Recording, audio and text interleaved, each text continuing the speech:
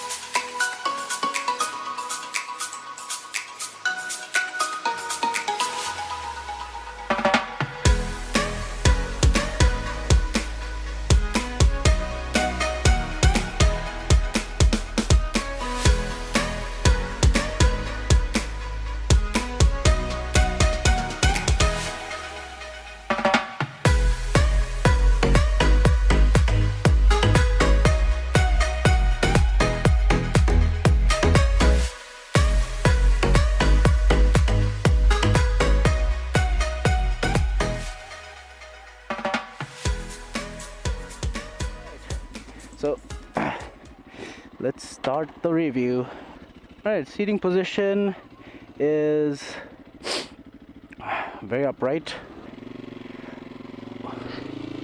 Okay, man, the clutch is really light. So the KTM's Duke 250 and 390 series are like one of the most nimble bikes that I've ridden, and this thing doesn't fall short of that. Maneuvering around traffic will be the least of your problems. Not to mention that this bike is like super light. I could easily flat foot this bike despite it being like 890. I mean, if you've ridden a Himalayan or a Duke 250 or 390, they're like 800 and 330 mm respectively, and this is like an 890, but still I could like easily flat foot this.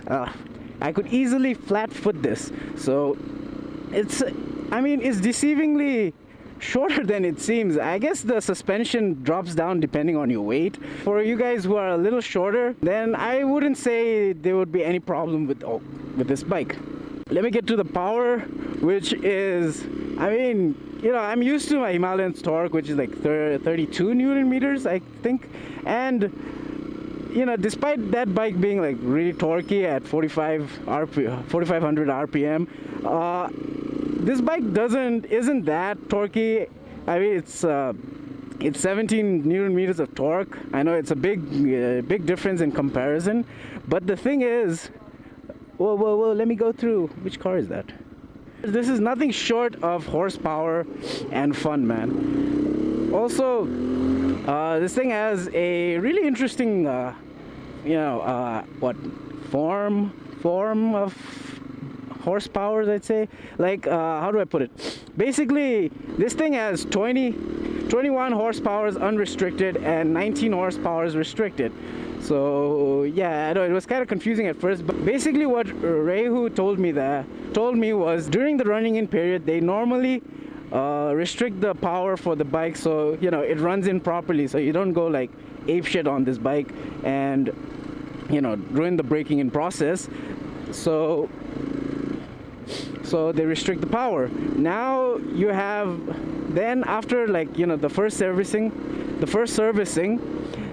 they unrestrict the power and you get 21 horsepower altogether. So with 21 horsepower you can have plenty of fun on the roads. I mean, like, let me try going fast on this thing. Whew. Okay, incoming traffic. Well, for city uses, this thing has enough power that that you can have on. I mean, the term. It's better to ride a slow bike fast than a fast bike slow. This is not a slow bike, but you can ride it fast enough. Woohoo! To tell you a little more about the bike, most of you would know it as Rieju out there in the market.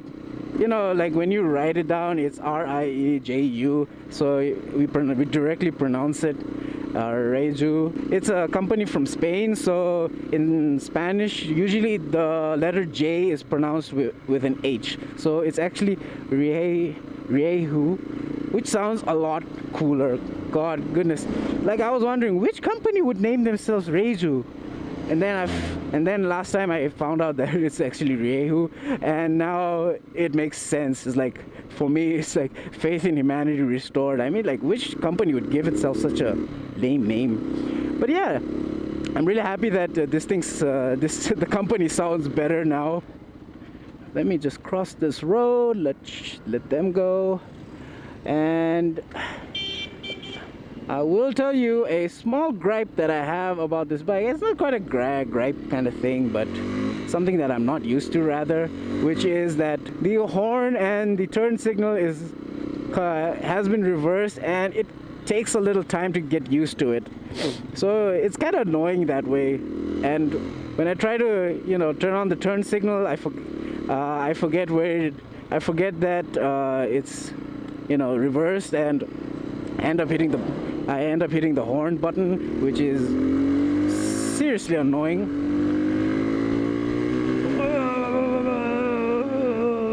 With acceleration comes deceleration, because you can't freaking go 100 every time and not hit something like a car or these two guys out here. This thing has really on-point brakes. I mean, look at this. Okay, that was a terrible demonstration. But what I'm trying to say is that the brakes on these are on point, man. They're sharp and they bite really well. And why is this guy? Okay, that was weird. So yeah, the brakes are really good on this thing. It has a 300mm discs on front, which are petal. So petal gives you a better heat dissipation. And the rear is 200mm, same petal. I'm not exactly sure what the company's name was. I think it was J1. When it was first mentioned, I thought it was James Bond. I was like, oh, there's a James Bond company? So yeah, J1 company from America, apparently. The suspensions, the front unit is an upside down fork. I don't know much about suspensions intuitively, but you know, upside down fork, so woohoo! Oh, I forgot to mention, it has a 6-speed transmission gearbox, which is cool. Power band for this bike is somewhere around the range. Okay, I'm about to reach the end of this place, and I wouldn't know where to go after this. You guys have watched my other videos, and you know, I normally ride slow, just, you know, that one bit where I tend to accelerate just to test out the power and speed and sometimes freak out. Whoa! So yeah, this bike is totally different, man. I just feel like going hooligan on this bike all the time. I mean, it's so fun that I really don't feel like riding this thing slow at all. Now I can understand why all those guys on the dirt bikes and supermotos, especially the supermotos, ride like hooligans, because they can't help it. This thing is like so freaking fun, man. And I'm at it again. Woohoo! And the brakes are so on point. Okay, let me find a good spot to... Yeah, I do not want to take this bike off-road today, because it's actually a supermoto and it's not meant to be taken off-road. So let me turn this thing around and do a simple walk around. I don't know where that squeaky voice came from, but I want you to forget that. So let's put this here. All right.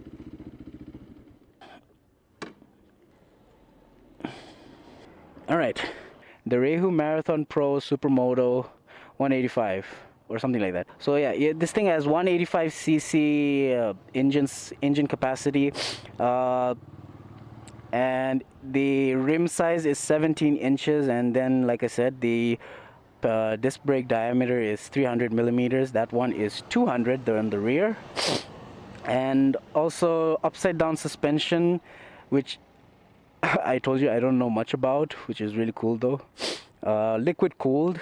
Another thing I noticed about this bike is that this thing, you know, the thing that covers the silencer so you don't singe your calves is like carbon fiber-ish. I'm not sure if it's actual carbon fiber. I doubt it, but it still looks really good. I mean, like almost like the real thing. That's like really good finishing in my opinion. Who's calling me? Talk to you later. Okay. Comes with the Acer Bis hand guards, not stock, but the company does give that to you. And yeah, right now this thing has a gear sock, but the thing is, like Supermoto and motocross gears will be like will be set higher, and the ones we're normally used to will be set low, so we can shift gears easily. While you're on the motocross trail, you'll have like obstacles and stones that are underneath, and you have to jump above and make sure you don't hit it. So in order to do that, they place the gear upwards, and then they have to shift, lifting the legs and stomping on the gear, which is like really cool, and I find it really nice. One of my gripes with this bike, which is like the chain slapping, is really annoying, man.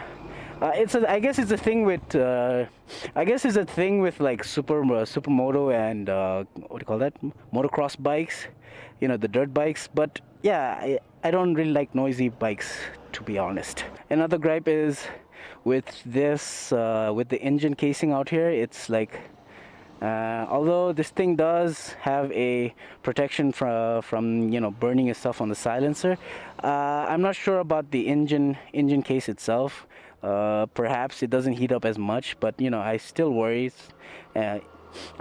about burning my legs sometimes, but then that's very subjective. Anyways, let's get back, because I'm starting to get conscious just talking about the bike in front of people here. Okay.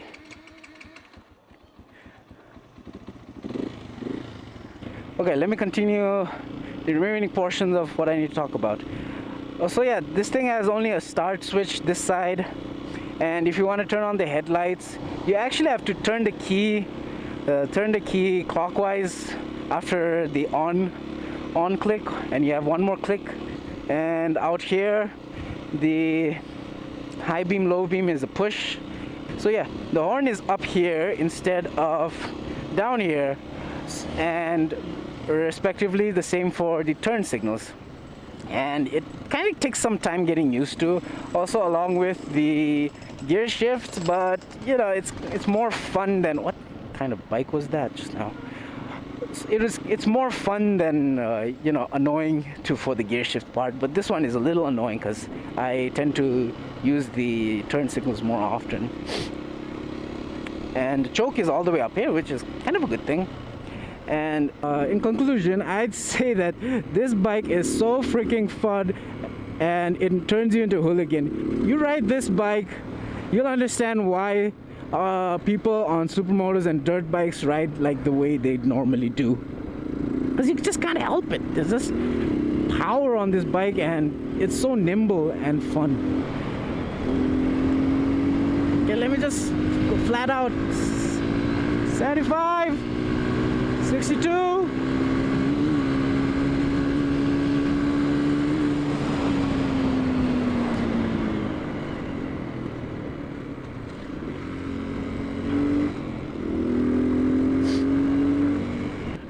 That really, you know, it hits the adrenaline thingy. Time to turn to the left and go back the way I came from. Okay guys, so in conclusion, I would say that this bike is a package of fun, and most of the fun factor comes in mostly because of the handling. I mean, it handles, I don't know how to explain it, man. You guys have to try it out for yourself. And why people go hooligan on this bike, you'll only find out after you try this. And you know, do the gear shift thingy like how supermotos and motocross dudes do it. There's plenty of videos about that on YouTube, and I managed to watch one of them before riding this bike, and man, when I was trying that, it felt so fun. That sums up my review on this Rieju Supermoto. I think I'm gonna have to take this back to the showroom now, and so okay. So yeah guys, that sums up my video for today. Let me know what you guys think in the comments down below, and do give me a thumbs up and share my videos as well. Don't forget to subscribe because I've got plenty more videos coming up for the month and the year. And also belated Happy New Year. Actually, I'm shooting this video on New Year's Day. And also thank you for watching this video. I'm SwanseiiMoto and I'm out.